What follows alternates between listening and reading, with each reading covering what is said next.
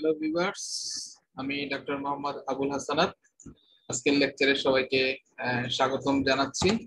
আজকে আমি introduction to physiology এই হেডিংয়ে কথা বলবো।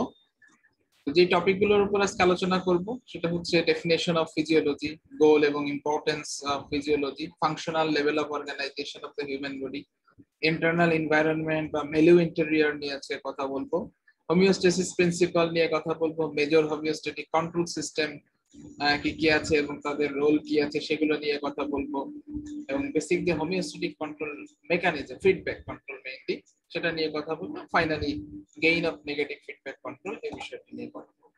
তো শুরুতে আমি ফিজিওলজি যেহেতু সাবজেক্ট, শুরুতেই সাবজেক্ট পরিচিতি। What is physiology? ফিজিওলজি শব্দটা একটা হচ্ছে মেইনলি গ্রিক ওয়ার্ড থেকে আসছে। Physis mean nature and logos mean study. Physis বা নেচার, নেচার বললে আমরা অনেক সময় বলি যে কোনো একটা ঘটনা, স্বাভাবিক ঘটনা হলে আমরা বলি ইটস ন্যাচারাল, তাই না? আমরা এটা একটা নর্মাল, মানে আমাদের এই যে নেচারটা কিন্তু নর্মাল, এবং সেটা নর্মালটা কি সেটার স্টাডি, এটাই কিন্তু স্টাডি অফ নেচার, বা আমরা বলতে স্টাডি অফ নর্মাল ফাংশনস। হ্যাঁ, এইটা যদি আমরা ফিজিওলজির এখন আমরা ডিফাইন করতে পারি যে physiology is the scientific study of normal functions in all living organisms. Very simple. এখন ফিজিওলজির বিভিন্ন ব্রাঞ্চ আছে, যেমন viral physiology, bacterial physiology, plant physiology, human physiology and many more. But our concern is human physiology. আমরা যেহেতু medical সায়েন্সের নিয়ে কথা বলবো, আমরা মেইনলি হিউম্যান ফিজিওলজি নিয়ে। তাহলে এখন দেখা যাক, what is human physiology? Human physiology is the study of functions of various cells, organs and organ systems of the human body.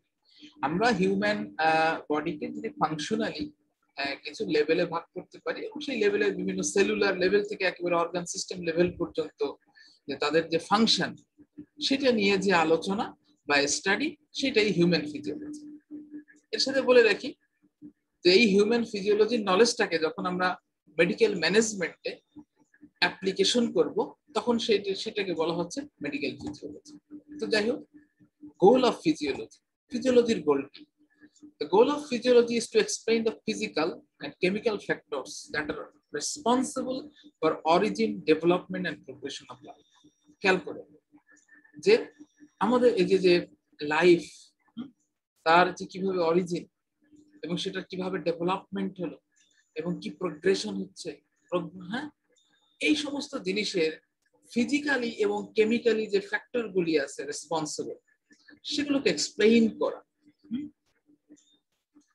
সেটাই হচ্ছে one of the important goal of physiology. Another important goal of physiology is to explain the specific characteristics and mechanisms of the human body that make it a living being. আমার একটা living বডির ভিতরে যে সমস্ত যে specific characteristics আছে বা mechanisms আছে, যে কারণে আমি লিভিং, এবং একজন ডেডের ভিতরে সেগুলি নাই। যেমন অ্যাজ এ লিভিং দেখেন কিছু স্পেসিফিক ক্যারেক্টারিস্টিক যদি বলি, আমি কথা বলতে পারছি, we can talk, we can walk or move, আমার লোকোমোটর সিস্টেম আছে, তাই না? আমার উই ক্যান ব্রিথ, আমরা নিঃশ্বাস চালাচ্ছি। একটা মৃত ব্যক্তি তো শ্বাস প্রশ্বাস নিতে পারবে না। আমার একটা অনুভূতি আছে, সেন্স অফ ফিলিং আছে। সো এই সমস্ত ক্যারেক্টারিস্টিক্স এবং যে সমস্ত মেকানিজমস আমাদের বডিতে চলছে, যে সমস্ত বায়োকেমিক্যাল মেকানিজম হচ্ছে, এইগুলোকে একটা এক্সপ্লেনেশন করাটা কিন্তু one of the major goal of physiology. আচ্ছা, এখন আমি চলে যাই যে মেডিকেলে আপনারা যারা ভর্তি হয়েছেন সবাই কি ডাক্তার হতে চান, একটা ভালো doctor, you want to be a good physician আর ডক্টর। এখন কথা হচ্ছে ডাক্তার হতে গেলে তো ডাইরেক্ট আমরা কি পড়ব? মেডিসিন, সার্জারি, গাইনি, তাই না? তাহলে এখন শুরুতে why you study physiology to become a good doctor. ভালো ডাক্তার হতে কেন আমাদের ফিজিওলজি পড়া, সেটা আমাদের দরকার। ইম্পর্টেন্স অফ ফিজিওলজি আপনি জানতে হবে। এখন খেয়াল করেন, অ্যাজ এ ডাক্তার হিসেবে আপনার কাজ হচ্ছে পেশেন্টের ট্রিটমেন্ট করা।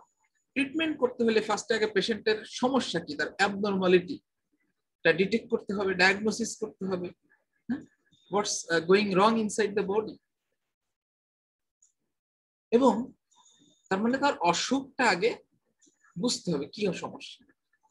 সো এই যেটাকে আমরা বলছি ডিজিজ, তো disease is nothing but deviation from normal. নর্মালটা হচ্ছে ফিজিওলজি, এই ফিজিওলজি থেকে যখনই ডেভিয়েশন হয়ে যাচ্ছে তখনই অ্যাবনর্মাল বা সেটাকে আমরা ডিজিজ বলবো। মানে unless you understand the normal you can't understand abnormal. যতক্ষণ আমরা নর্মালটা না বুঝবো ততক্ষণ তো অ্যাবনর্মাল কোনটা আমরা বুঝতে পারবো না, আর বুঝতে না পারলে কোনো ডিজিজ আমরা ডায়াগনোসিস করতে পারবো না, ম্যানেজমেন্টও করতে পারবো না, এবং ডাক্তারও।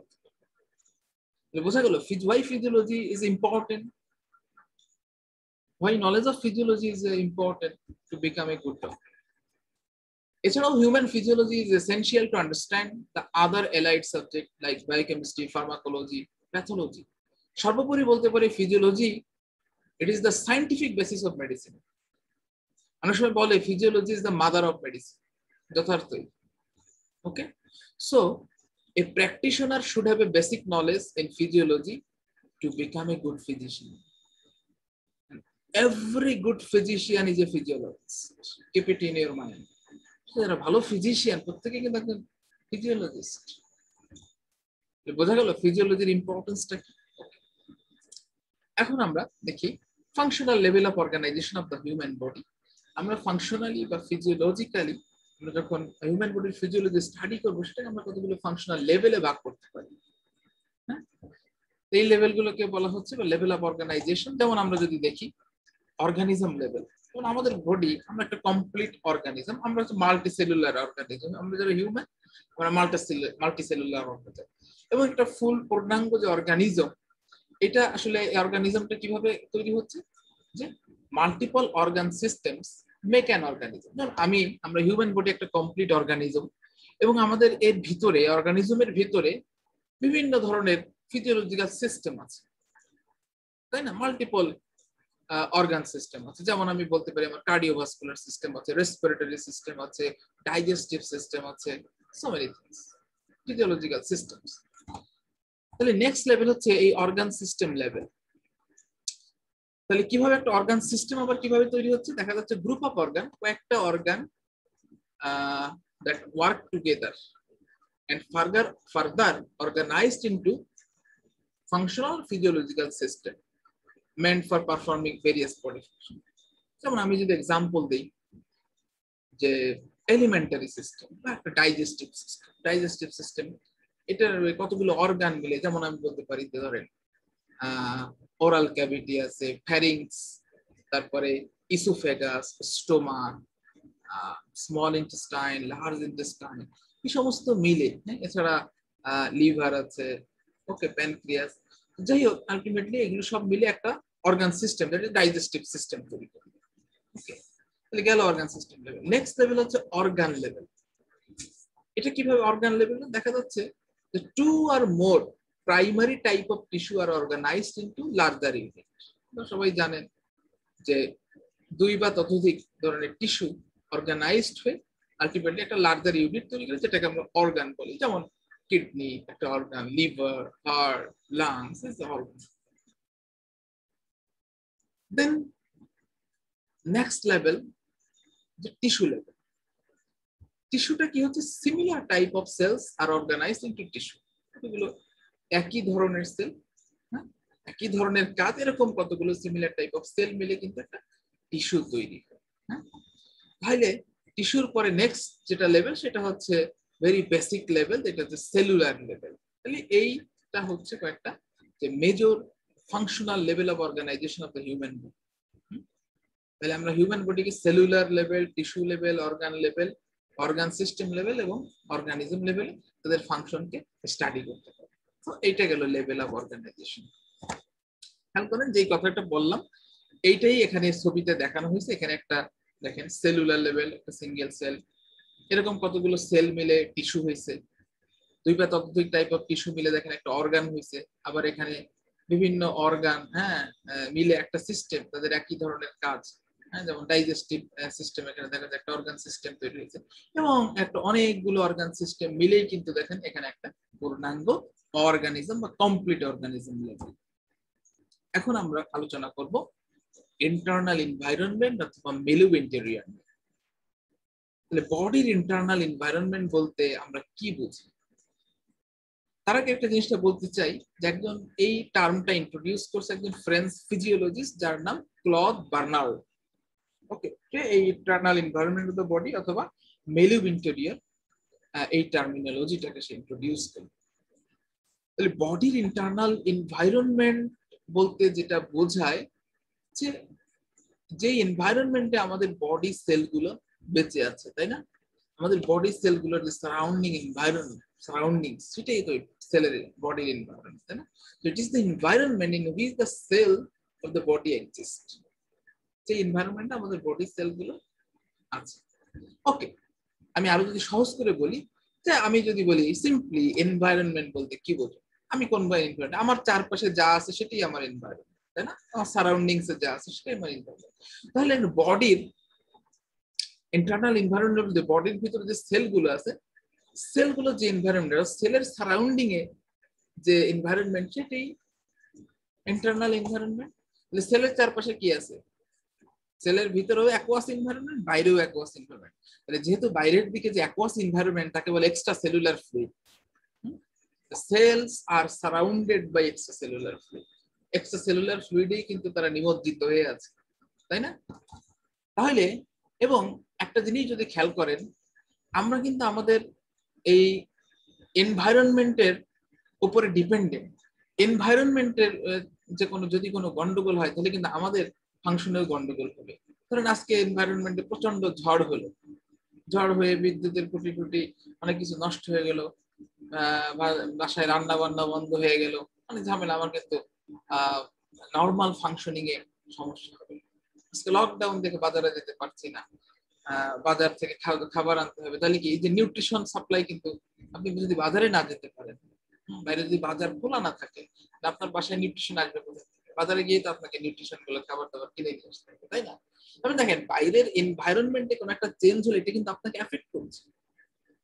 আজকে বাইরে গেলেই করোনা ভাইরাস আক্রমণ হচ্ছে, তাই না? ভাইরাস কখন ঘরে চলে আসে, আন্ডার থ্রেট থেকে কিন্তু আমাদের কিন্তু নর্মাল ফাংশনিং অনেক রেস্ট্রিকশন হয়ে গেছে। সোজা ভাষায় যে আমাদের সারাউন্ডিংস এর যে এনভায়রনমেন্টের উপরে কিন্তু আমরা ডিপেন্ড করছি। একইভাবে all the body cells essentially depends upon the extracellular fluid for maintenance of cellular life. প্রত্যেকটা সেলই কিন্তু তার লাইফ মেইনটেনেন্সের জন্য তার যে সারাউন্ডিংস তার উপরে কিন্তু নির্ভরশীল। ওকে, তাহলে আমরা বলতে পারি cells are capable of living, growing and performing their special functions as long as the proper concentration of oxygen, carbon dioxide, nutrients like glucose, amino acid, fatty acid, and different type of ions and other constituents are available in the internal environment. তার মানে সোজা কথা, সেলের বাইরে যে extracellular fluid তার যে composition, হ্যাঁ, সেটা যদি ঠিক থাকে তাহলে একটা স্থির অবস্থা মেনটেন হয়, একটা রিলেটিভলি কনস্ট্যান্সি যদি এগুলোতে মেনটেন হয়, তাহলে দেখা যাচ্ছে যে ইন্টারনাল এনভায়রনমেন্ট ভালো থাকবে। ইন্টারনাল এনভায়রনমেন্টের একটা কনস্ট্যান্সি মেনটেন হলে সেলের ফাংশনও নরমালি হবে। কিন্তু যদি এই যে বললাম ইন্টারনাল এনভায়রনমেন্ট অর্থাৎ এক্সট্রাসেলুলার ফ্লুইডের এই যে ভ্যারিয়েবল গুলো বললাম, যে oxygen concentration, carbon dioxide concentration, হতে পারে nutrient, glucose, amino acid, fatty acid, pH, osmolarity, so many things are there. এই কোনো একটাতে যদি গন্ডগোল হয় তাহলে কিন্তু ইন্টারনাল এনভায়রনমেন্ট ডিস্টার্ব হবে। আর ইন্টারনাল এনভায়রনমেন্ট ডিস্টার্ব হওয়া মানে সেলের ফাংশনে গন্ডগোল। তাহলে বুঝতে পারছেন, তাহলে ইসিএফ ইজ ভেরি ইম্পর্টেন্ট।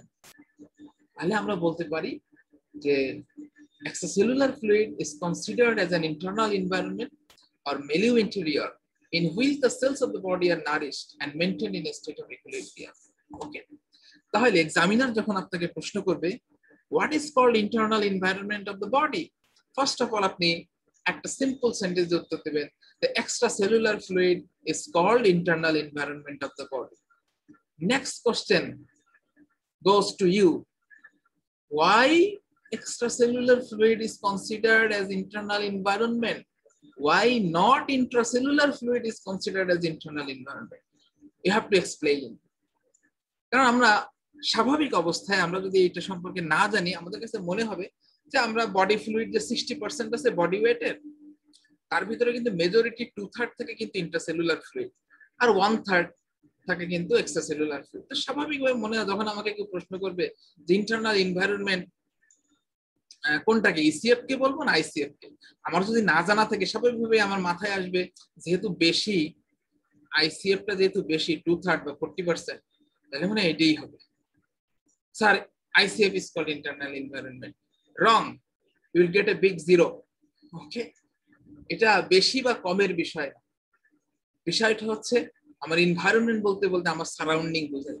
সেলের সারাউন্ডিং এ কি আছে, যে অ্যাকোয়াস এনভায়রনমেন্ট, সেটা এক্সট্রাসেলুলার ফ্লুইড, এবং সেল তার নিউট্রিয়েন্ট যাবতীয় প্রয়োজনীয় জিনিস কিন্তু সে এই এক্সটার্নাল এনভায়রনমেন্ট থেকে গ্রহণ করছে। Okay, so that is very important. আমার মনে হয় বুঝতে পেরেছেন what is actually internal environment. আরো ভালোভাবে বোঝার জন্য এখানে আমি ছবিটা দেখাইছি। দেখেন এইখানে যে সেলগুলি আপনারা দেখতে পাচ্ছেন, দিস ইজ সেল।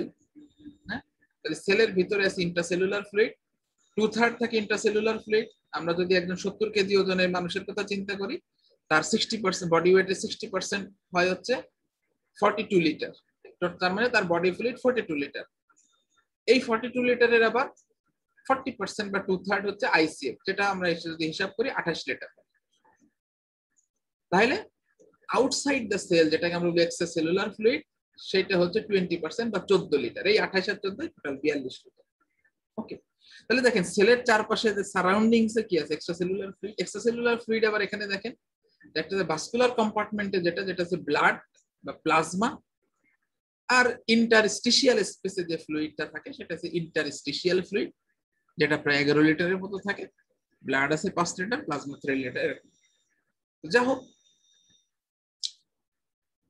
এখন খেয়াল করেন যে এই এক্সট্রাসেলুলার ফ্লুইডটা কিন্তু ইন্টারনাল এনভায়রনমেন্ট। এখন একটা সেলে দেখেন তার কাজের জন্য, তার বেঁচে থাকার জন্য কিন্তু অক্সিজেন দরকার, এবং সেই অক্সিজেনটা কোথা থেকে আসছে দেখেন, এই যে ব্লাডে কিন্তু অক্সিজেনের একটা কনস্ট্যান্সি, রিলেটিভলি কনস্ট্যান্ট লেভেল মেনটেন হচ্ছে, এবং সেখান থেকে কন্টিনিউয়াসলি কিন্তু সেলে অক্সিজেন সাপ্লাই দিচ্ছে।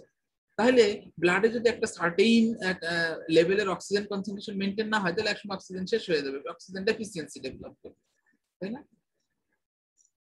তাহলে এটি দরকার আছে ইন্টারনাল, তাহলে অক্সিজেনের একটা কনস্ট্যান্ট সাপ্লাই কিন্তু নিশ্চিত করতে হবে। সেই কাজটা কিন্তু আপনারা নিশ্চয়ই জানেন যে রেসপিরেটরি সিস্টেম সেটা খুব সুন্দরভাবেই মেনটেন করেছে। একইভাবে সেলের যে বাই প্রোডাক্ট হিসেবে তার মেটাবলিজমের পরে কিন্তু কার্বন ডাইঅক্সাইড তৈরি, এবং কার্বন ডাইঅক্সাইড দেখেন যদি ব্লাডে গিয়ে এটা অ্যাকুমুলেশন হইতে থাকে, তাহলে কিন্তু ইন্টারনাল এনভায়রনমেন্টের কি হয়ে যাবে, 13টা বেজে যাবে, and it will produce toxic harmful effect করবে, তাই না? তাহলে কি সেটাকে যে কার্বন ডাইঅক্সাইডের লো কনসেন্ট্রেশনে যাতে আমাদের বডিতে থাকে, সেই জন্য আবার রেসপিরেটরি সিস্টেম কি হচ্ছে, এক্সেস কার্বন ডাইঅক্সাইডকে এলিমিনেট করে দিচ্ছে। তাহলে দেখছেন কিভাবে রেসপিরেটরি সিস্টেম ব্লাডে অক্সিজেন এবং কার্বন ডাইঅক্সাইডের লেভেলটাকে মেনটেন করতেছে, এবং হোমিওস্ট্যাসিস বা ইন্টারনাল এনভায়রনমেন্টটাকে মেনটেন করছে। আবার খেয়াল করেন সেলের বেঁচে থাকার জন্য নিউট্রিয়েন্ট দরকার, তাহলে এক্সট্রাসেলুলার ফ্লুইড এনভায়রনমেন্টে আপনার অ্যাভেলেবল নিউট্রিয়েন্ট একটা কনস্ট্যান্ট লেভেলে মেনটেন হতে হবে, যেন কনস্ট্যান্ট সাপ্লাই যায়। সেই কাজটা গ্যাস্ট্রোইন্টেস্টিনাল সিস্টেম করতেছে। ওয়াটার ভলিউম, ইসিএফ এর যে ভলিউম আছে সেটা মেইনটেনেন্সের জন্য দেখেন আমরা পানি খাচ্ছি, সেটা অ্যাবজর্ব হয়ে ব্লাডে যাচ্ছে, সেটা আবার ইন্টারস্টিশিয়াল ফ্লুইডের সাথে এক্সচেঞ্জ হয়ে একটা ইকুইলিব্রিয়াম মেইনটেইন হচ্ছে, তাই না? সেলের সাথে এক্সচেঞ্জ হয়ে একটা, তার মানে একটা বডি ফ্লুইডের ভলিউমটা কিন্তু মেইনটেইন করছে। বিভিন্ন আয়নিক কনসেন্ট্রেশন এই এক্সট্রাসেলুলার ফ্লুইডে, আয়নিক কনসেন্ট্রেশনের কিন্তু একটা রিলেটিভ কনস্ট্যান্সি মেইনটেইন করা দরকার, যেন ইন্টারনাল এনভায়রনমেন্ট একটা স্টেবল কন্ডিশনে থাকে। সিমিলারলি সেলের মেটাবলিক ওয়েস্ট প্রোডাক্ট গুলো দেখেন গিয়ে যদি এই ইসিএফ এ জমা হয়, ময়লা আবর্জনা যদি আপনার বাড়ির পাশে ফেলতে থাকেন, ওইগুলো জমা হতে থাকে, দুর্গন্ধ ছড়াবে, তাহলে আপনার এনভায়রনমেন্ট নষ্ট হয়ে যাবে। সেটা যাতে নষ্ট না হয়, একটা এই যে মেটাবলিক ওয়েস্ট প্রোডাক্টের এক্সেস যে ওয়েস্ট প্রোডাক্ট গুলো কিডনি কি করতেছে, ভেরি এফিশিয়েন্টলি বডি থেকে রিমুভ করে দিচ্ছে, যে কারণে ব্লাডে এই ওয়েস্ট প্রোডাক্ট গুলো খুবই লো কনসেন্ট্রেশনে থাকতেছে। তাহলে দেখেন যে প্রত্যেকটা অর্গান বা অর্গান সিস্টেম তাদের উদ্দেশ্য, এটা আমি কয়েকটা এক্সাম্পল দেখাইছি, প্রতিটা অর্গানে কিন্তু তাদের মেইন কাজ হচ্ছে বা তাদের মেইন গোল হচ্ছে এই যে ইন্টারনাল এনভায়রনমেন্টের এই যে ভেরিয়েবল গুলো, ডিফারেন্ট আরো ভেরিয়েবল আছে, এই ভেরিয়েবল গুলোর একটা রিলেটিভ কনস্ট্যান্সি মেইনটেইন করা, যাতে ইন্টারনাল এনভায়রনমেন্ট একটা স্টেবল কন্ডিশনে থাকে।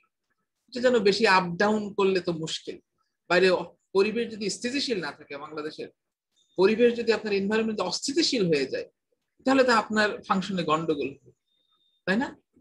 তাহলে বোঝা গেল internal environment is very important for normal cellular activity.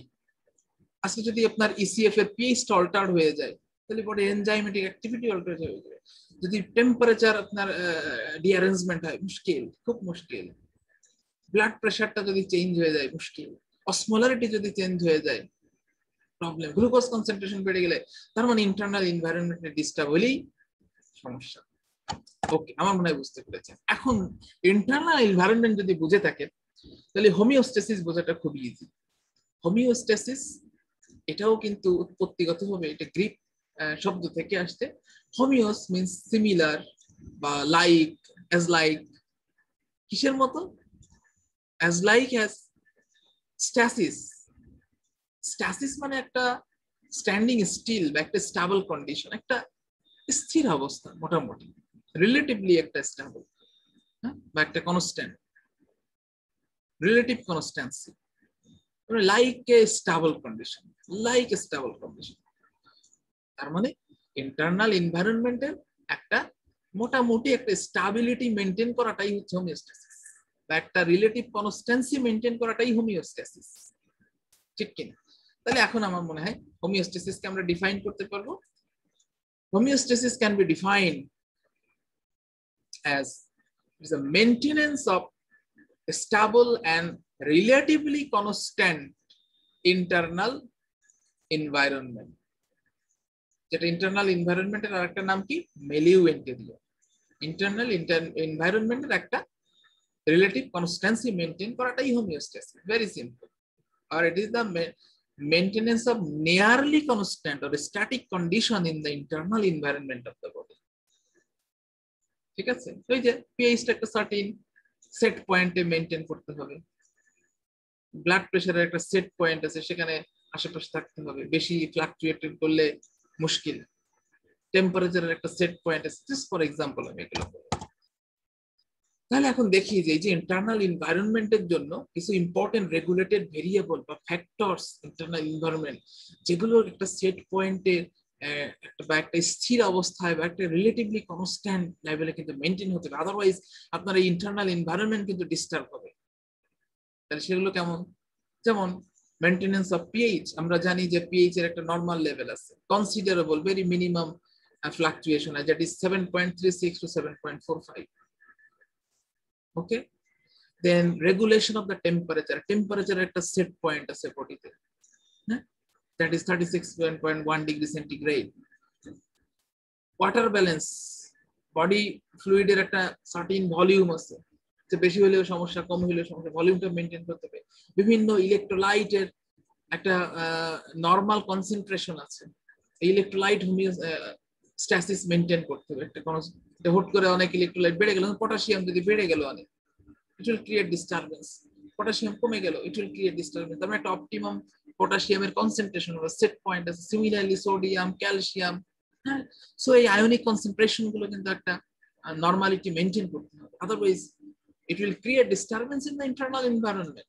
Are you understanding or not? Dr. Hasanath is only understanding. He's talking and he's understanding also. Okay, I think all of you are getting me. Now, removal of metabolic and other waste products. আমরা জানি যে waste product গুলো বডিতে minimum কনসেন্ট্রেশনে, যেন access না হয়, because if it become excessive it will create toxic effect, it will disturb the internal environment. যেমন বডির একটা ওয়েস্ট প্রোডাক্ট গুলো creatinine, its concentration is very low, হ্যাঁ, excess creatinine যদি accumulation না হতে পারে, kidney is efficiently remove the creatinine from the body through the urine. Ultimately these are the regulated variable অথবা প্যারামিটার, এগুলো একটা সার্টেন সেট পয়েন্টের অ্যারাউন্ড বা একটা সেট পয়েন্ট বা তার কাছাকাছি মেনটেন হতে হবে, তাহলে ইন্টারনাল এনভায়রনমেন্ট ঠিক থাকবে। আজকে যদি পিএইচ অনেক বেড়ে গেল বা কমে গেল, টেম্পারেচার বেড়ে গেল, কমে গেল, হ্যাঁ, ওয়াটার ভলিউম ডেফিসিট হয়ে গেল বা ওভারলোড হয়ে গেল, ইলেকট্রোলাইট কম বেশি হয়ে গেল, মুশকিল, internal environment disturb. Nutrient supply নেই, গ্লুকোজ লেভেল কমে গেছে, হ্যাঁ, সর্বনাশ, internal environment disturb. Waste product eliminate হচ্ছে না, বেড়ে গেছে, ইন্টারনাল এনভায়রনমেন্ট ডিস্টার্ব, ঠিক কিনা? ওকে, তাহলে আমাদের যে বডির যত ফিজিওলজিক্যাল সিস্টেম আছে, all the organ system or physiological system have only one goal. সমস্ত ফিজিওলজিক্যাল সিস্টেমে তাদের গোল কিন্তু একটাই, সেটা কি? Achieving and maintaining relative constancy in the internal environment. এই যে যেগুলো বললাম, এগুলো রিলেটিভ কনস্ট্যান্সি মেইনটেইন করে। এখন যদি এইগুলো মেইনটেইন না হয়, তার মানে হোমিওস্ট্যাসিস, তার মানে কি হবে? ইন্টারনাল এনভায়রনমেন্ট ডিস্টার্ব মানে কি? হোমিওস্ট্যাসিস। যদি হোমিওস্ট্যাসিস লস্ট হয় তাহলে আলটিমেটলি রেজাল্ট ইজ ডিজিজ। হোমিওস্ট্যাসিসের কাজই হচ্ছে এইগুলোকে নরমালাইজ রাখা। ধরেন বিভিন্ন সিস্টেম, আজকে যদি আপনার রেসপিরেটরি সিস্টেমটা আমরা রিমুভ করে ফেলা হয়, তাহলে ইন্টারনাল এনভায়রনমেন্ট ঠিক থাকবে, অক্সিজেন কার্বন ডাইঅক্সাইডের সর্বনাশ হবে। আজকে যদি আপনার জিআইটি সিস্টেম না থাকে, এই যে কনস্ট্যান্ট নিউট্রিয়েন্টস আপনি 3 বেলা খাচ্ছেন, নিউট্রিয়েন্টস সাপ্লিমেন্টেশন হবে, ইন্টারনাল এনভায়রনমেন্ট ঠিক থাকবে? নো। তো প্রত্যেকটা physiological system their integrated function, ultimate goal is to maintain the relative constancy in the internal environment by homeostasis. When homeostasis is lost, যখন আমাদের বডির হোমিওস্ট্যাটিক মেকানিজম, কন্ট্রোল সিস্টেম এবং homeostatic এই variable গুলোর সেট পয়েন্ট বা relative constancy maintain করতে পারবে না, তখনই সেটা কি হবে? তার মানে homeostasis is loss and the result is disease. Dis মানে কি? Destabilize, not at the position of is, সেখান থেকে আসছে ডিজিজ। আচ্ছা, ঠিক আছে, তাহলে আমরা হোমিওস্ট্যাসিস করলাম যে maintenance of nearly constant condition or static condition in the internal environment of the body. এখন তাহলে এই হোমিওস্ট্যাসিস কন্ট্রোল সিস্টেম কি কি আছে? এই যে একটু আগেই বললাম, বডির সমস্ত সিস্টেম, যেমন এলিমেন্টারি সিস্টেম তার ডাইজেশন অ্যাবজর্পশনের মাধ্যমে তার নিউট্রিশন সাপ্লাইটা ঠিক রাখতেছে, দিয়ে ইন্টারনাল এনভায়রনমেন্টটাকে মেইনটেইন করছে। রেসপিরেটরি সিস্টেম অক্সিজেন দিচ্ছে ব্লাডে, কার্বন ডাইঅক্সাইডকে এলিমিনেট করছে, যার কারণে কিন্তু ব্লাডে একটা অক্সিজেন এবং কার্বন ডাইঅক্সাইডের কনসেন্ট্রেশন একটা রিলেটিভ কনস্ট্যান্সি মেইনটেইন করছে। So thereby helps in homeostasis. Similarly, blood কিন্তু বিভিন্ন নিউট্রিয়েন্ট বা অক্সিজেন বলেন, এগুলোকে তার সেলে, প্রত্যেকটা সেলে পৌঁছে দিচ্ছে, সে কিন্তু একটা ভেহিকেল হিসেবে কাজ করছে। অন্যদিকে দেখা যাচ্ছে এই সেলের যে ওয়েস্ট প্রোডাক্ট তৈরি হচ্ছে, সেটাকে আবার ব্লাডের কিন্তু সেটাকে ট্রান্সপোর্ট করে কোথায় নিয়ে যাচ্ছে? এক্সক্রিটরি অর্গানে, সেখান দিয়ে সেটা এক্সক্রিট হয়ে যাচ্ছে, ঠিক কিনা? তার মানে এই যে তাদের এই যে ট্রান্সপোর্টিং যে ফাংশন, এটার মাধ্যমে কিন্তু ব্লাড হোমিওস্ট্যাসিসে হেল্প করছে। কার্ডিওভাস্কুলার সিস্টেম, সেখানে হার্টটা কি সেন্ট্রাল পাম্পিং অর্গান হিসেবে কাজ করছে and generates pressure for the flow of blood in the vessel. Otherwise ব্লাডটা কিন্তু এই যে ব্লাডটা যে কন্টিনিউয়াসলি সার্কুলেটরি সিস্টেমের ভিতরে একটা কনস্ট্যান্ট মোশনে আছে, কেন আছে? কারণ heart due to pumping action of the heart, তাই না? আদারওয়াইজ মোশন না হলে তো ব্লাড সার্কুলেট না হলে ইন্টারনাল এনভায়রনমেন্ট ঠিক থাকবে না। ইউরিনারি সিস্টেম অলরেডি বলেছি যে waste product, urea, uric acid, creatinine, এগুলোকে ক্লিয়ার করতেছে ইন্টারনাল এনভায়রনমেন্ট থেকে, এসে আবর্জনাকে ক্লিয়ার করে ফেলছে যাতে ইন্টারনাল এনভায়রনমেন্ট ঠিক থাকে, তাই না? একইভাবে reproductive system is also important for the maintenance of progeny and species, প্রজাতি রক্ষার্থে, বাচ্চা কাচ্চা, জেনারেশন, নেক্সট জেনারেশন, এই যে প্রোজেনি মেইনটেইন করা, স্পিসিস মেইনটেইন করা, সেজন্য reproductive system is also very important. Otherwise homeostasis ওই জায়গায় শেষ, জীবনই শেষ, যেখানে আর কোনো ফার্দার প্রোগ্রেশন হচ্ছে না, আমি পর্যন্তই শেষ। তাহলে কি হোমিওস্ট্যাসিস মেইনটেইন হবে? Homeostasis maintain. Musculoskeletal system for locomotion and external work, musculoskeletal system আছে দেখে কিন্তু আমি নড়াচড়া করতে পারছি, কাজ করতে পারছি, আমি মুখে ভাত তুলে খেতে পারছি, নিউট্রিশন দিতে পারছি, তাই না? সো এভরি সিস্টেম অ্যাকচুয়ালি তারা কি করছে? তাদের one and only goal, that is achieving and maintaining relative constancy in the internal environment, does maintain homeostasis. ওকে, এরপরে আরো দুটো control homeostatic control system, very very important. এদেরকে বলা হচ্ছে major control system in the body, that is endocrine system এবং nervous system.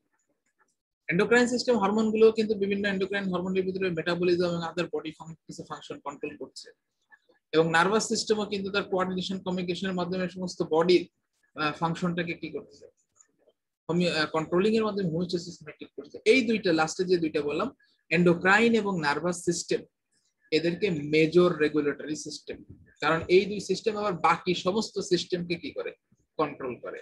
এই জন্য এদেরকে মেজর কন্ট্রোল সিস্টেম বলা হয়।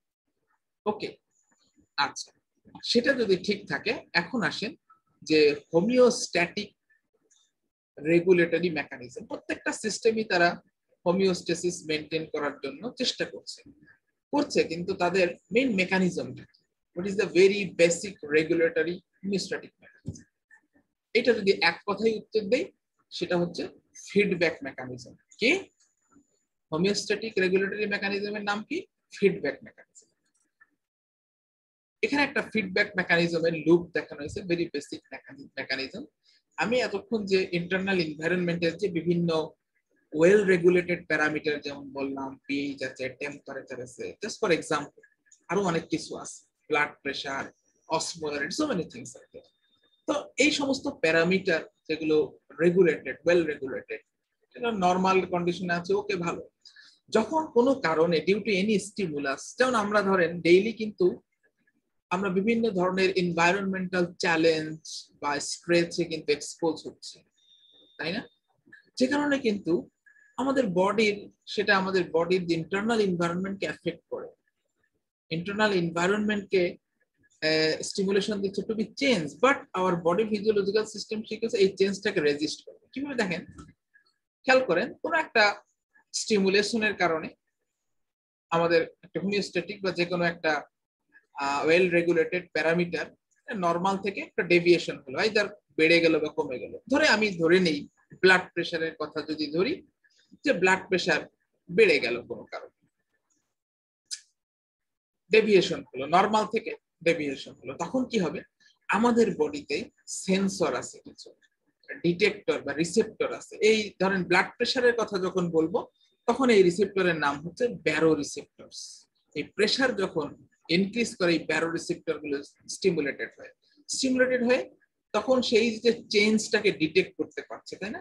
এবং সে এই যে ইনফরমেশনটাকে feed this information to the controller centre বা টু দ্য রেগুলেটর, যেখানে এটা রেগুলেট করে, ব্লাড প্রেশারটা রেগুলেটরি সেন্টার যেখানে, সেখানে পাঠিয়ে দেবে। যেমন আমাদের মেডুলাতে, ব্রেইনের একটা পার্ট মেডুলা, সেখানে পাঠিয়ে দিবে যে ব্লাড প্রেশার তো বেড়ে যাচ্ছে, do something.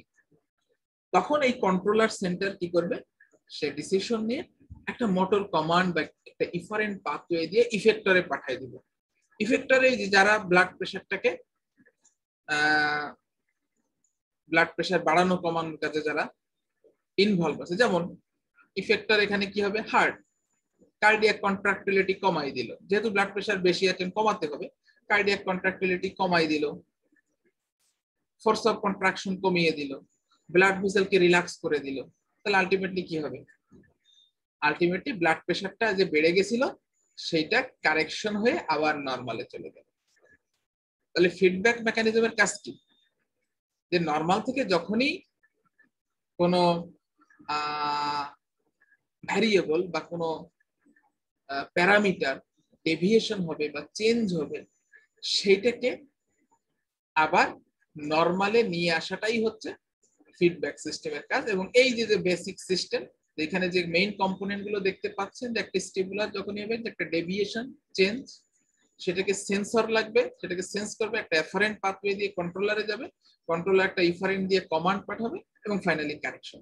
This is the very basic component of the feedback loop of homeostasis control mechanism. তাহলে এখন কি হলো, দেখেন কোন একটা এনভায়রনমেন্টাল স্টিমুলাই বা স্ট্রেস, যে কারণে কিন্তু আমাদের ইন্টারনাল এনভায়রনমেন্টে যে একটা ডিস্টারবেন্স হলো, ভেরিয়েবল চেঞ্জ হলো, ভেরিয়েবল যখনই চেঞ্জ বা ডেভিয়েশন হলো, আমাদের ফিডব্যাক মেকানিজম অ্যাক্টিভেট হলো। ফিডব্যাক মেকানিজম অ্যাক্টিভেট হয়ে যদি সেটাকে আবার নরমালে নিয়ে আসতে পারে, খুবই ভালো, হোমিওস্ট্যাসিস আবার এস্টাবলিশড হলো। কিন্তু যদি কোনো কারণে আমাদের এই ফিডব্যাক মেকানিজম বা বডির হোমিওস্ট্যাটিক কন্ট্রোল মেকানিজম ফেল করে, তাহলে আলটিমেটলি কি হবে, হোমিওস্ট্যাসিসটা লস্ট হবে and resulting in disease condition বা abnormal condition। বোঝা গেল? এখন আসি, এই ফিডব্যাক মেকানিজম দুই ধরনের আছে, একটা আছে পজিটিভ ফিডব্যাক মেকানিজম, একটা আছে নেগেটিভ ফিডব্যাক মেকানিজম। আমি প্রথমে নেগেটিভ ফিডব্যাক মেকানিজম নিয়ে যদি বলি, খেয়াল করেন যে ফিডব্যাকটা কিভাবে, নেগেটিভ ফিডব্যাকটা কাজ করছে। এখানে কোনো একটা ভ্যারিয়েবল যদি তার সেট পয়েন্ট বা নরমাল লেভেল থেকে চেঞ্জ হলো, চেঞ্জ যখনই হবে তখনই আমাদের বডির সবচেয়ে মোস্ট কমন যে মেকানিজম আছে যেটা হোমিওস্ট্যাসিস মেইনটেইন করে, সেটা হচ্ছে নেগেটিভ ফিডব্যাক মেকানিজম। তাহলে সেট পয়েন্ট থেকে যখনই ডেভিয়েশন হলো কোনো একটা প্যারামিটার, তখন এই যে নেগেটিভ ফিডব্যাক সিস্টেমটা অ্যাক্টিভেট হবে। নেগেটিভ ফিডব্যাক সিস্টেমের ক্যারেক্টারিস্টিক গুলো কি কি করে দেখেন। অপোজ দ্য চেঞ্জ, মানে যেই চেঞ্জটা হচ্ছে সেটাকে অপোজ করবে, হ্যাঁ, মানে চেঞ্জের অপোজিটে কাজ করবে। এখানে আমি যদি বলি, ধরেন আমি যদি বডি টেম্পারেচার চিন্তা করি, বডি টেম্পারেচার যদি কমে যেতে থাকে, তাহলে নেগেটিভ ফিডব্যাক সেটাকে অপোজ করবে, তো সে বডি টেম্পারেচার কমতে দিবে না, বরং সেটাকে আপ করে নর্মাল লেভেলে নিয়ে আসবে। তার মানে এখানে অপোজ করলো। আবার উল্টা ও হতে পারে, যদি কোনো কারণে বডি টেম্পারেচার বেড়ে যাচ্ছে, তখন নেগেটিভ ফিডব্যাক চেষ্টা করবে বডি টেম্পারেচার যেন না বাড়ে, সেটাকে কমিয়ে নর্মাল আনবে। তার মানে নেগেটিভ ফিডব্যাক সবসময় চেঞ্জের অপোজিট ডিরেকশনে কাজ করবে। অর্থাৎ কোনো কিছু যদি বাড়ে, নেগেটিভ ফিডব্যাক সেটাকে কমিয়ে নর্মাল করবে। কোনো ফ্যাক্টর যদি কমে, নেগেটিভ ফিডব্যাক সেটাকে বাড়িয়ে নর্মাল করার চেষ্টা করবে। এই জন্য বলছি negative feedback always oppose the change and push back, and variable is push back toward the set point। Opposing এর মাধ্যমে আলটিমেটলি সে ভেরিয়েবলটাকে আবার সেট পয়েন্টে বা নরমাল লেভেলে নিয়ে আসতেছে। So what is the goal? Actually negative feedback যেহেতু সেট পয়েন্টে নিয়ে আসতেছে, সে সবসময় স্টেবিলাইজ দ্য সিস্টেম, সিস্টেমটাকে স্টেবিলাইজ করতেছে বা স্টেবিলিটি দিচ্ছে, স্টেবিলিটিটা মেনটেন করছে। তার নেগেটিভ ফিডব্যাকের এক্সাম্পল যদি বলি, most of the body homeostatic control mechanism is the negative feedback mechanism.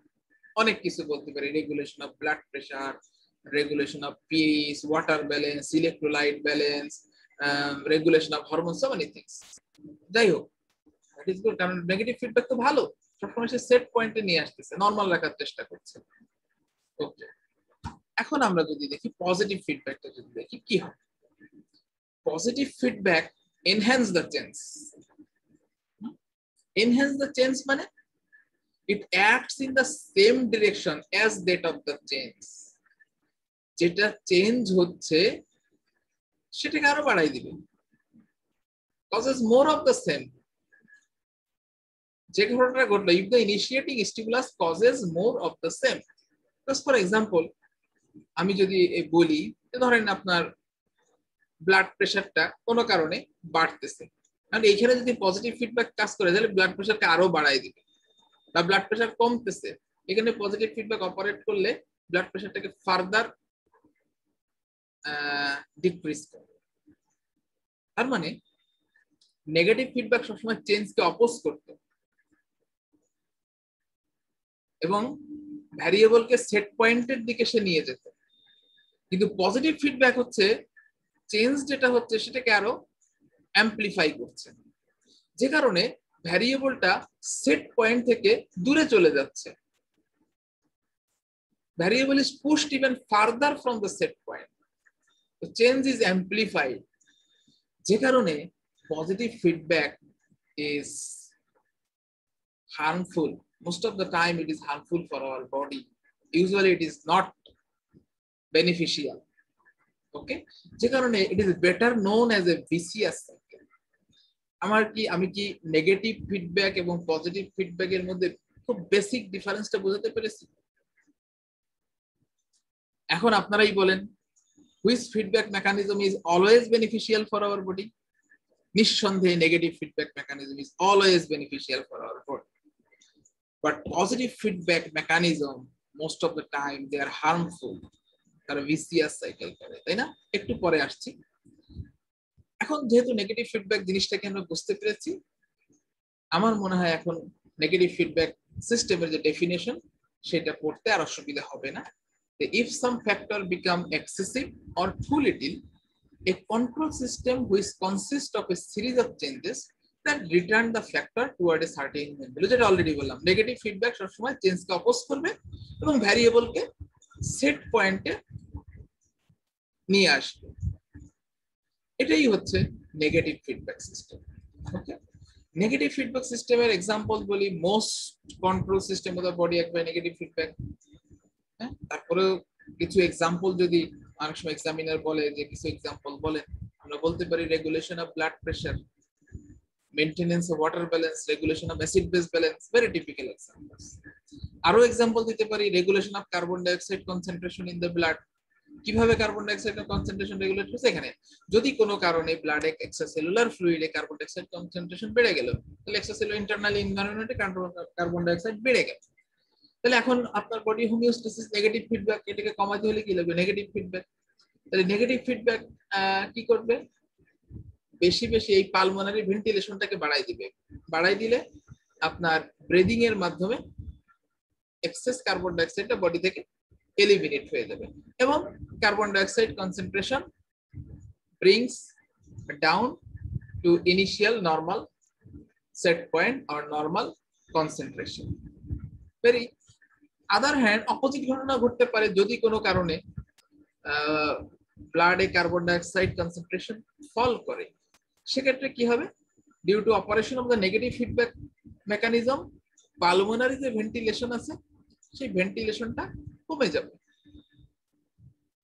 কমে গেলে অটোমেটিক কার্বন ডাইঅক্সাইড তখন যে এলিমিনেশন হচ্ছিল সেই রেটটা কমে যাচ্ছে, তাহলে কিছুটা কার্বন ডাইঅক্সাইড ভিতরে রিটেনশন হবে, কার্বন ডাইঅক্সাইড কনসেন্ট্রেশনটাকে brings up to the normal set point. So negative feedback দুই দিকেই কাজ করে, বাই ডিরেকশনাল অ্যাকশন। এটার কথা বলতে পারি আমরা। দেখেন এখানে ওয়াটার ব্যালেন্সের কথা দেখানো হয়েছে, কিভাবে নেগেটিভ ফিডব্যাক, ধরেন this is the normal water content, কোনো ডেভিয়েশন নাই, কিন্তু কোনো কারণে যদি ওয়াটার কন্টেন্ট কমে যায় আমাদের বডিতে, তাহলে কি হবে? ইন্টারনাল এনভায়রনমেন্টের ডিস্টার্ব হবে, কিন্তু আমাদের হোমিওস্টেসিস কি করবে? সেটাকে নরমাল করার চেষ্টা করবে। কিভাবে? দেখেন ওয়াটার যদি কমে যায় তাহলে যেটা হবে সেটা হচ্ছে ফার্স্ট হবে stimulation of the osmoreceptor in the hypothalamus.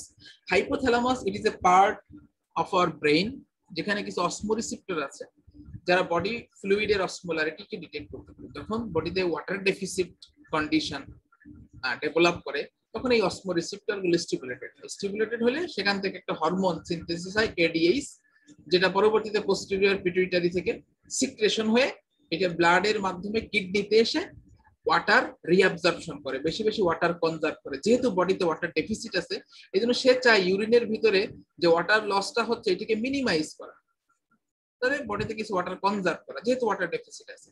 আবার অন্যদিকে থার্স্ট মেকানিজম, ডিহাইড্রেশনের কারণে থার্স্ট মেকানিজম অ্যাক্টিভেট হওয়ার কারণে ওই পারসন কি হবে? ওয়াটার ইনটেকটা ইনক্রিজ করবে। দেখুন আলটিমেটলি একদিকে কিডনি থেকে ওয়াটার কনজার্ভ হচ্ছে আর এদিকে আমি বেশি বেশি ওয়াটার ইনটেক করছি, আলটিমেট আমার বডি ওয়াটার কন্টেন্ট কিন্তু আমার নরমালে চলে আসবে। That is negative feedback. আবার যদি আমরা আদার হ্যান্ড চিন্তা করি যে কোনো কারণে আমি খুব একসাথে 3-4 লিটার পানি খেয়ে ফেললাম, বডিতে ওয়াটার, বা কোনো কারণে ডিউরিং ইনফিউশন বা স্যালাইন দেওয়ার সময় ওভার ইনফিউশন এর কারণে ফ্লুইড ওভারলোড হয়ে গেছে, তখন কি হবে? তখন দেখবেন যে আপনার পানি পিপাসা, কিন্তু আপনি এটা নো থার্স্ট। তারপরে এটা হাইপোথ্যালামাসের অসমোরিসেপ্টরকে যখন স্টিমুলেশন হবে না, অর্থাৎ যে এডিএইচ সিক্রেশনটা ইনহিবিট হবে, আর এডিএইচ যখন কম রিলিজ হলে কিডনি থেকে ওয়াটার রিঅ্যাবজর্পশন কমে যাবে, তাহলে কিডনি থেকে বেশি বেশি ওয়াটার এক্সক্রিট হবে থ্রু দ্য ইউরিন এবং আলটিমেটলি ওয়াটার ভলিউমটা কমে নরমালে চলে আসবে। So it is another very typical example of negative feedback. এখন আসি আমরা পজিটিভ ফিডব্যাক। পজিটিভ ফিডব্যাকে বলা হচ্ছে if the initiating stimulus causes more of the same is called positive feedback system, যেটা অলরেডি বলছি যে পজিটিভ, আর আমরা এইভাবে বলতে পারি positive feedback operates in same direction as that of the change. Change যেদিকে হচ্ছে পজিটিভ ফিডব্যাক সেই দিকেই যাবে, হ্যাঁ, অর্থাৎ সেটাকে আরো অ্যাম্প্লিফাই করবে, আর অ্যাম্প্লিফাই দ্য চেঞ্জ, ঠিক আমরা পজিটিভ ফিডব্যাক সিস্টেম। সো এই জিনিসটা যে খুব একটা ভালো না সেটা নিশ্চয়ই আপনারা বুঝতে পেরেছেন। The positive feedback is better known as vicious cycle. Usually it is harmful and in some instances even death can occur due to positive feedback. যেটা হয় যে একটা পেশেন্ট যখন শকে থাকে ডিউ টু যে কারণে হিউজ ফ্লুইড লস বা কোনো কারণে অ্যাকিউট ব্লাড লসের কারণে যদি শকে থাকে, শকের ইনিশিয়াল যে স্টেজ আছে, ইনিশিয়াল স্টেজে আমাদের body physiologic mechanism negative feedback চেষ্টা করে যে ব্লাড ভলিউমটা রেস্টোর করে প্রেশারটাকে রিস্টোরেশনের মাধ্যমে হোমিওস্ট্যাসিস বা ইন্টারনাল মেনটেন করা। কিন্তু দেখা যাচ্ছে একটা এই শকটা যখন সেকেন্ড স্টেজে চলে যায় তখন আর নেগেটিভ ফিডব্যাক কাজ করে না, তখন পজিটিভ ফিডব্যাক কাজ করে। পজিটিভ ফিডব্যাক কাজ করে ব্লাড প্রেশারকে কমাইতে কমাইতে একসময় পেশেন্টটা মারা যায়, যেটা একটু পরেই দেখাবো। তার মানে পজিটিভ ফিডব্যাক কি করতেছে, আমাদের বডি ইন্টারনাল এনভায়রনমেন্টকে ডিস্টাবিলাইজ করে, স্টেবিলাইজ করে না, হ্যাঁ এটা ডিস্টাবিলাইজ করে, স্টেবিলিটির বদলে ইনস্টেবিলিটি করছে। তাহলে এখানে যদি আমরা দেখি showing how a positive feedback mechanism can cause death. Suddenly যদি আমাদের বডি থেকে 2 লিটার ব্লাড লস হয়, তাহলে আমরা জানি আমাদের 5 লিটার ব্লাড আছে, তার থেকে সাডেনলি 2 লিটার ব্লাড হয়ে গেল, তাহলে সাডেনলি কি হবে, প্রেশার, ব্লাডের ভলিউম যদি এতখানি অনেক কমে যায় তাহলে ব্লাড প্রেশার কমে যাবে না?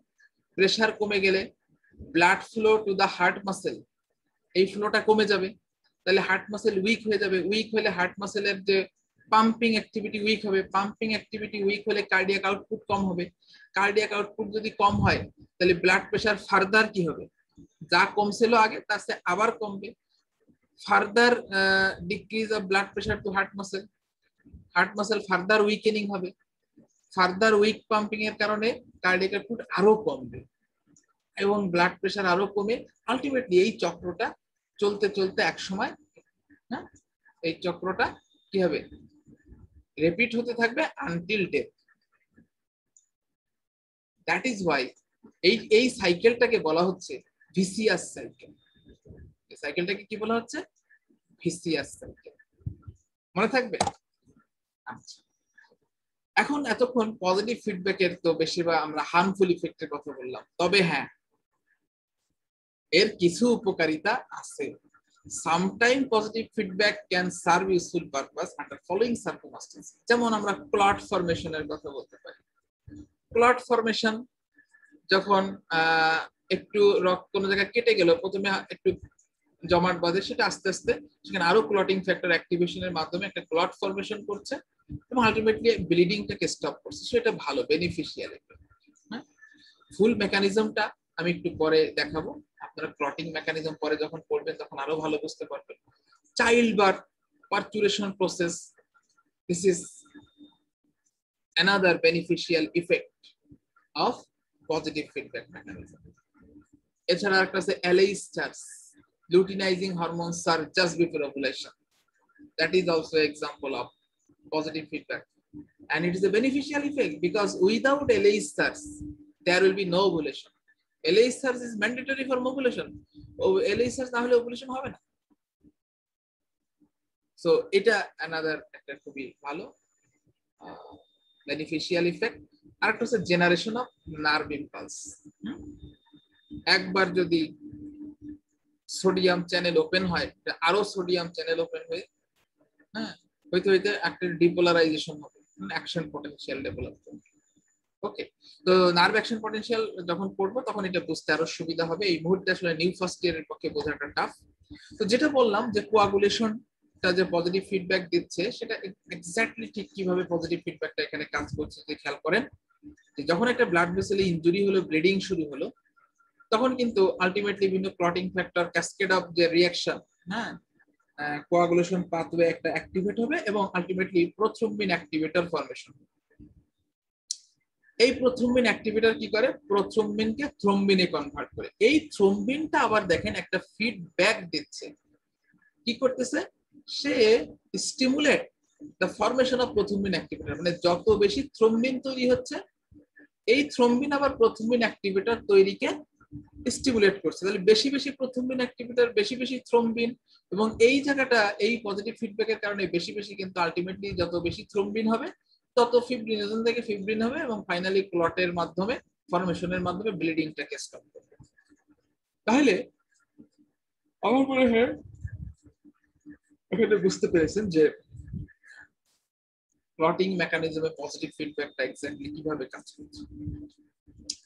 আরেকটা এক্সাম্পল বলেছিলাম parturition, another typical example of positive feedback mechanism. খেয়াল করেন when the during the labor onset of labor দেখেন বাচ্চাটা মোটামুটি at the end of the pregnancy তখন বাচ্চাটার সাইজ ভালো হয়ে গেছে, এই আস্তে আস্তে এস্ট্রোজেনের প্রজেস্টেরন রেশিওটা অল্টার্ড হতে থাকে, যে কারণে এস্ট্রোজেনের ইফেক্টে এই ইউটেরাসের বডি আস্তে আস্তে কন্ট্রাক্ট করা শুরু করে। যখন দেখেন বডিটা কন্ট্রাক্ট করে তখন এই বেবিটা হালকা পুশড আপ হয়, পুষে এর মাথাটা গিয়ে করে কি সার্ভিক্সে কি করবে, স্টিমুলেশন দিবে। সার্ভিক্সে যখন স্টিমুলেশন দিবে তখন সার্ভিক্স থেকে সিগন্যাল চলে যাবে কোথায়, হাইপোথ্যালামাস। হাইপোথ্যালামাস তখন করবে অক্সিটোসিন রিলিজ করবে। এই অক্সিটোসিন আবার ব্লাডের মাধ্যমে এসে এই ইউটেরাসের বডিকে ফার্দার পাওয়ারফুল কন্ট্রাকশন করবে। তাহলে হেডটা তখন পাওয়ারফুল স্টিমুলেশন দেবে সার্ভিক্সে, তখন আবার সেই স্টিমুলেশন চলে যাবে হাইপোথ্যালামাসে, আবার আরো বেশি বেশি অক্সিটোসিন রিলিজ হবে, এরপর আরো বেশি পাওয়ারফুল কন্ট্রাকশন করবে। এইভাবে আলটিমেটলি ইউটেরাসের বডি কন্ট্রাকশন পাওয়ার আস্তে আস্তে বাড়বে until the baby is delivered. Baby delivery হওয়ার পর্যন্ত কন্ট্রাকশন পাওয়ার বাড়তে থাকবে, যে কারণে কিন্তু লেবার পেইন শুরুতে আস্তে আস্তে শুরু হয় এবং আস্তে আস্তে বাড়তে থাকে যতক্ষণ না পর্যন্ত বেবি ডেলিভারি। তাহলে এই পার্চুরেশন প্রসেস বা চাইল্ড বার্থ বা baby delivery, it is a very typical example of positive feedback. আচ্ছা, এলএইচ সার্চ তো বলেছি যে নরমালি মেনস্ট্রুয়াল সাইকেলের আর্লি ফেজে যেটা হয়, এস্ট্রোজেনের সাথে এলএইচ এর সম্পর্কটা থেকে নেগেটিভ ফিডব্যাক, অর্থাৎ ব্লাডে যদি এস্ট্রোজেন বাড়ে এলএইচটা নেগেটিভ ফিডব্যাকে কমবে, বা এস্ট্রোজেন কম থাকলে এলএইচ বাড়বে। কিন্তু এই ফিডব্যাকটা দেখা যাচ্ছে জাস্ট বিফোর ওভুলেশন, ওভুলেশনের 2 দিন আগে, 18 থেকে 36 ঘন্টা আগে এই রেসপন্সটা চেঞ্জ হয়ে যায়। তখন দেখা যায় যে এস্ট্রোজেন বাড়ছে, হ্যাঁ, সেই সাথে সাথে এলএইচ হরমোন সিক্রেশনও বাড়ছে। তার মানে এটা পজিটিভ ফিডব্যাক দিচ্ছে, যেটাকে এলএইচ সার্চ।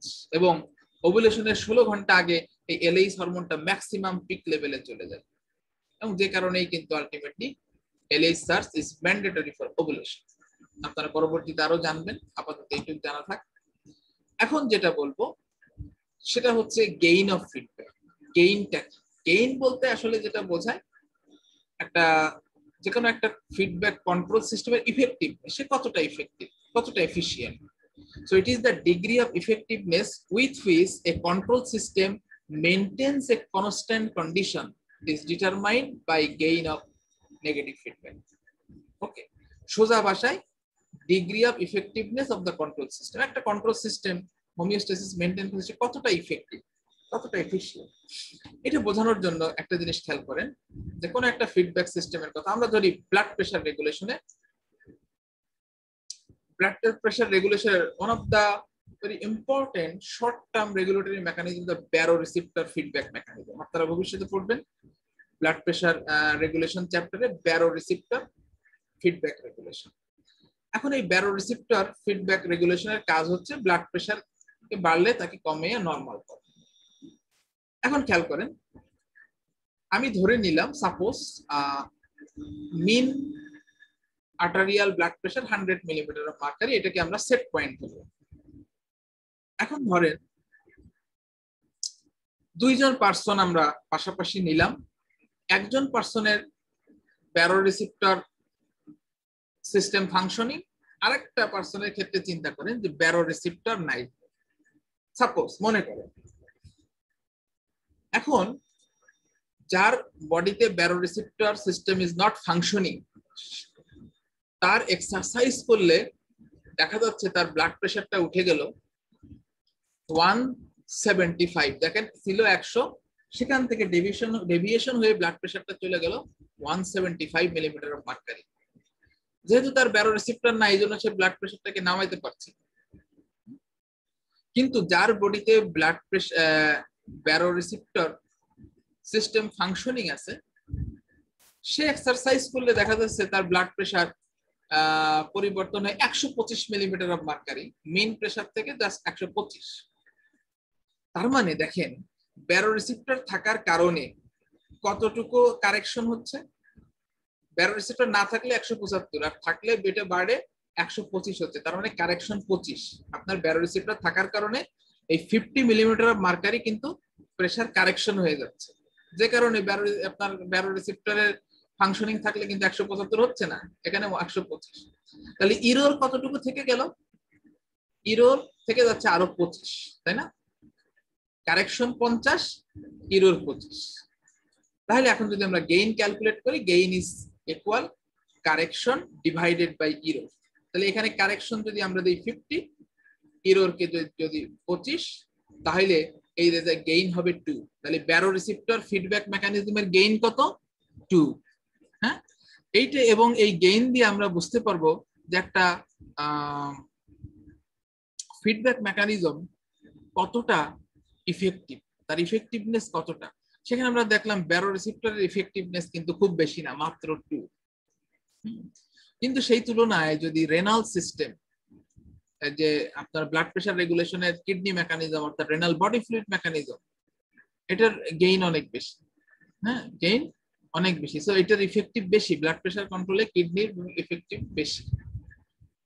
ওকে, আচ্ছা, সো গেইনটা বোঝা গেল, আমার মনে হয় বোঝা গেছে। তারপরে টেম্পারেচার রেগুলেশন, এটারও গেইন বেশি, টেম্পারেচার রেগুলেশনের গেইন বেশি, 33-এর। ওকে, তো ব্যারো রিসিপ্টরের গেইনটাই আমরা দেখতে পাচ্ছি যে পুয়ার। লাস্টলি যে টপিকটা বলবো আজকে সেটা হচ্ছে, আমরা এতক্ষণ homeostasis, regulatory mechanism, feedback mechanism নিয়ে আলোচনা করেছিলাম, পজিটিভ এবং নেগেটিভ ফিডব্যাক, এবং ওই দুইটাই হচ্ছে মেইন মানে বেসিক মেকানিজম। এটা ছাড়াও আর একটা কন্ট্রোল মেকানিজম আছে, সেটাকে বলা হচ্ছে feed forward control. Feed forward control জেনে রাখা ভালো। তাহলে ফিড ফরওয়ার্ড কন্ট্রোলটা কি? This control allow the body to anticipate change and maintain stability. খেয়াল করেন, anticipate মানে কি? অগ্রিম, প্রেডিকশন, অগ্রিম ভেবে নিয়ে অ্যাকশনে যাওয়া। আবার খেয়াল করেন, এর আগে যে আমরা ফিডব্যাক সিস্টেম করছি, সেখানে দেখা গেছে ভ্যারিয়েবল চেঞ্জ হয়েছে, অর্থাৎ ঘটনা ঘটছে, তারপরে বডির সেন্সর সেটাকে ডিটেক্ট করে সেটাকে নরমালাইজ করার চেষ্টা করছে, যেটা আমরা এর আগে নেগেটিভ ফিডব্যাকে দেখেছি। অর্থাৎ ঘটনা ঘটার পরে তারপরে অ্যাকশন হয়েছে। কিন্তু এই ফিড ফরওয়ার্ড কন্ট্রোলে হচ্ছে, ঘটনা আমি যদি প্রেডিক্ট করতে পারি যে এই ঘটনাটা হতে পারে, মানে আগে থেকেই আমি অ্যাকশন নিয়ে রাখতেছি, এইটাকেই বলে হচ্ছে ফিড ফরওয়ার্ড কন্ট্রোল। যেমন আমি একটা খাবার যখন মুখে নিব, খাবারটা স্টোমাকে যাবে, তখন স্টোমাকের সিক্রেশন হবে, গ্যাস্ট্রিক জুস সিক্রেশন হবে, যেটাকে আমরা বলি গ্যাস্ট্রিক ফেজ অফ সিক্রেশন। কিন্তু দেখা যাচ্ছে যে কোনো একটা খাবার মুখে নেওয়ার আগেই শুধুমাত্র তার স্মেল, সাইট বা একটা থট সেটা চিন্তা করলেই আমার আগে থেকেই স্টোমাক, অর্থাৎ actual stomach secretion start before the food is actually entered into the stomach. স্টোমাকে অ্যাকচুয়ালি যাওয়ার আগেই কিন্তু সিক্রেশন শুরু হয়ে গেছে, ঘটনা ঘটার আগেই অ্যাকশন। সামনের সপ্তাহে বিয়ে, বিয়ে এখনো হয় নাই, এখন থেকেই মনে খুশি, লাম্পজাম্প করতেছেন, তাহলে এটি কি? এটা হচ্ছে ফিড ফরওয়ার্ড কন্ট্রোল। ওকে, তাহলে এই ফিড ফরওয়ার্ড কন্ট্রোলের ভালো ভালো এক্সাম্পল আছে, যেমন rise of heart rate and respiratory rate just before exercise. আমরা জানি যে এক্সারসাইজ যখন করব, এক্সারসাইজিং মাসেলের কিন্তু এক্সট্রা অক্সিজেন সাপ্লাই দরকার হবে, তাই না? এবং এক্সারসাইজ করলে কিন্তু তখন কার্বন ডাইঅক্সাইড বডিতে বেশি বেশি তৈরি হবে। তো এই যে একটা নিউ চ্যালেঞ্জ, এই সময় বডির হোমিওস্টেসিস তো মেনটেন করতে হবে, অ্যাডজাস্টমেন্ট করতে হবে। তো দেখা যাচ্ছে এই এক্সারসাইজ যে করব, করার আগেই জাস্ট বিফোর এক্সারসাইজ আপনার ব্রেন তো জানে যে এখন আপনি এক্সারসাইজ করবেন, এখন আপনি চিন্তা করলেন এখন আমি এক্সারসাইজ করতে যাচ্ছি, এর আগেই অর্থাৎ অ্যাকচুয়াল এক্সারসাইজ শুরু হওয়ার আগেই কিন্তু আপনার হার্ট রেট এবং রেসপিরেটরি রেটটা বাড়ায় দিচ্ছে to compensate the upcoming challenge. যে এক্সারসাইজ করার সময় যে চ্যালেঞ্জটা আসছে সেটাকে মোকাবেলার জন্য সে আগে থেকেই অ্যাকশন নিয়ে নিচ্ছে, হার্ট রেট আপনার রেসপিরেটরি রেট বাড়ায় দিচ্ছে। এক্সারসাইজ করার সময় তো বাড়বেই, দেখেন দেখা যাচ্ছে তার অ্যাকচুয়াল এক্সারসাইজ শুরু হওয়ার আগে থেকেই বাড়াচ্ছে।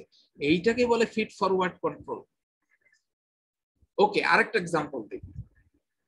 ধরেন আমরা জানি প্যানক্রিয়াসের একটা এন্ডোক্রাইন পার্ট আছে যেটা আইলেটস অফ ল্যাঙ্গারহ্যান্স বলি, সেখানে বিটা সেল আছে, সেখানে ইনসুলিন সিক্রেশন। ইনসুলিনের কাজ হচ্ছে ব্লাড গ্লুকোজ যাতে না বেড়ে যায়, ব্লাড গ্লুকোজকে কমায় রাখা।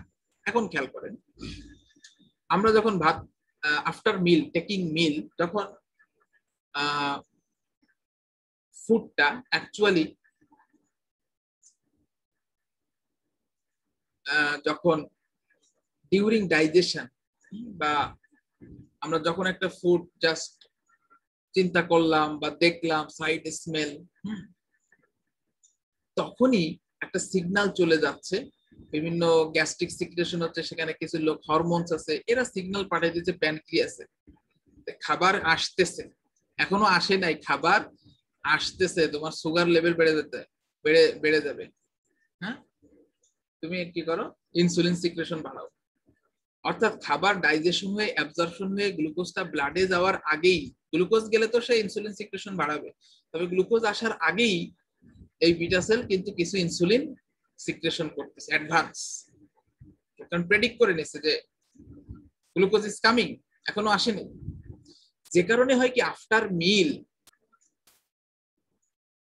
যাতে গ্লুকোজ লেভেলটা হঠাৎ করে না বেড়ে যায়, কারণ আগে থেকে যদি কিছু ইনসুলিন সিক্রেশন না হয়ে থাকে, আপনি খাওয়ার পর পরে কিন্তু গ্লুকোজ লেভেল অনেক বেড়ে যাবে, কারণ ইনসুলিন সিক্রেশন তখন সময় লাগবে, গ্লুকোজ গিয়ে স্টিমুলেশন দেবে, সিক্রেশন হবে, তারপর ইনসুলিন কাজ করে নামাবে, কিন্তু বাই দিস টাইম আপনার গ্লুকোজ লেভেলটা তো অনেক বেশি থাকবে।